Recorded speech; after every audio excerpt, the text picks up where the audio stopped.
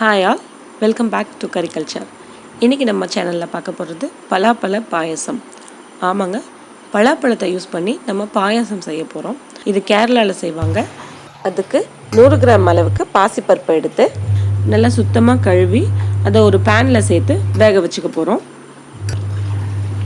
நான் இன்றைக்கி 8 பேருக்கு பாயசம் பண்ணுறேன். அதுக்கான மெஷர்மெண்ட்ஸ் சொல்லியிருக்கேன். உங்கள் தேவைக்கு ஏற்ற மாதிரி நீங்கள் அட்ஜஸ்ட் பண்ணிக்கோங்க. கொட்டையெல்லாம் நீக்கியாச்சு. இந்த பலாப்பழம் மட்டும் 400 கிராம் அளவுக்கு இருக்கும்.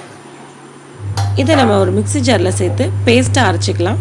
ரொம்ப நைஸாக அரைக்கணும்னு அவசியம் இல்லைங்க, கொஞ்சம் கொரகொரப்பாக இருந்தால் போதும். நம்ம அரைச்ச இந்த பேஸ்ட்டை நம்ம ஒரு பேனில் சேர்த்துக்கலாம். பேனில் சேர்த்துட்டு அந்த மிக்ஸி ஜாரை கழுவி அதில் கொஞ்சம் தண்ணி சேர்த்துக்கலாம். நான் சேர்த்துருக்க தண்ணி ஒரு 200 ml பக்கம் இருக்கும்.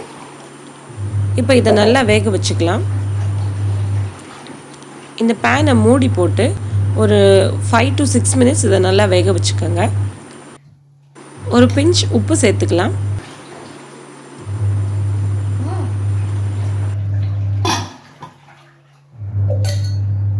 இதோட 5 மினிட்ஸ் ஆயிடுச்சு. பலாப்பழம் ஓரளவுக்கு வெந்து வந்திருக்கு. நான் ஒரு மூடி தேங்காயிலேருந்து பால் எடுத்திருக்கேன்.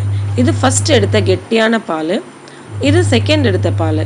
நம்ம இந்த செகண்ட் எடுத்த தேங்காய் பாலை இந்த பலாப்பழத்தை கூட மிக்ஸ் பண்ணி இதை வேக வைக்க போகிறோம்.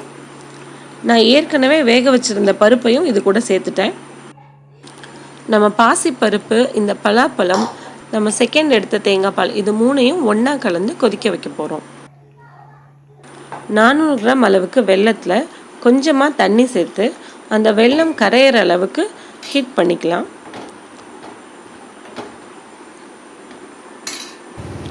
பாருங்கள், வெல்லம் நல்லா கரைஞ்சிருச்சு. இப்போ இந்த வெல்லத்தை நம்ம பாயாசத்தில் மிக்ஸ் பண்ணிக்கலாம். வெல்லத்தில் கல்லோ மண்ணோ இருக்கலாம், அதனால தான் நம்ம வடிகட்டி சேர்த்துக்கிறோம். உங்களுக்கு தேவைப்பட்டால் இந்த பாயசத்தில் கொஞ்சமாக ஏலக்காய் தூள் சேர்த்துக்கோங்க. நான் இன்றைக்கி சேர்க்கலை. பலாப்பழத்தோட ஃப்ளேவரே நல்லா இருந்துச்சு, அதனால ஏலக்காய் தேவைப்படலை. ஒரு 2 டீஸ்பூன் அளவுக்கு அரிசி மாவு எடுத்து அதை தண்ணியில் கரைச்சி சேர்த்துக்கலாம். அது ஒரு பைண்டிங் ஏஜெண்ட்டாக இருக்கும். பாயாசத்துக்கு கொஞ்சம் திக்னஸ் அது கொடுக்கும்.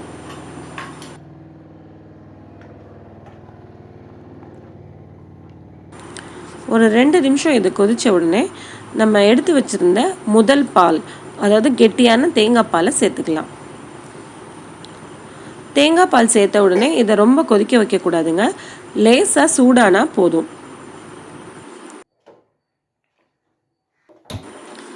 இப்போ நம்ம பாயசத்துக்கு தேவையான தாளிப்பு சேர்த்துக்கலாம். ஒரு 2 டீஸ்பூன் அளவுக்கு நெய் சேர்த்துருக்கேன். இந்த நெய்யில் நம்ம சன்னமாக அரிஞ்சு வச்சுருக்க தேங்காய் சேர்க்க போகிறோம். தேங்காய் நல்லா நைஸாக சின்ன சின்ன பல்லாக இருந்துச்சுன்னா சாப்பிட்றதுக்கு ரொம்ப நல்லாயிருக்கும். இந்த தேங்காவை ஒரு 2 மினிட்ஸ் நல்லா வறுக்கணும். வறுத்ததுக்கப்புறமா நம்ம முந்திரி பருப்பு சேர்த்துக்கலாம். உங்களுக்கு என்னென்ன நட்ஸ் பிடிக்குமோ அது எல்லாமே நம்ம இது கூட சேர்த்துக்கலாம். பாருங்கள், நல்லா ஃப்ரை ஆகிடுச்சு. இதை நம்ம இப்போ பாயசத்தில் சேர்த்துக்கலாம். நம்மளோட பலாப்பழ பாயசம் ரெடி. பாருங்கள், பார்க்குறக்கே எவ்வளோ கலர்ஃபுல்லாக இருக்குன்னு. இது டேஸ்ட்டும் ரொம்ப அருமையாக இருக்கும்.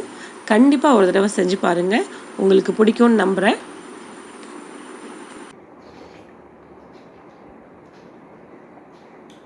ஆஹா, அருமையாக இருந்துச்சு, சூப்பர்.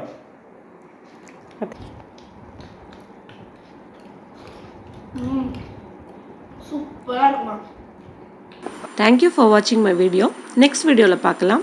டேக் கேர், பாய்.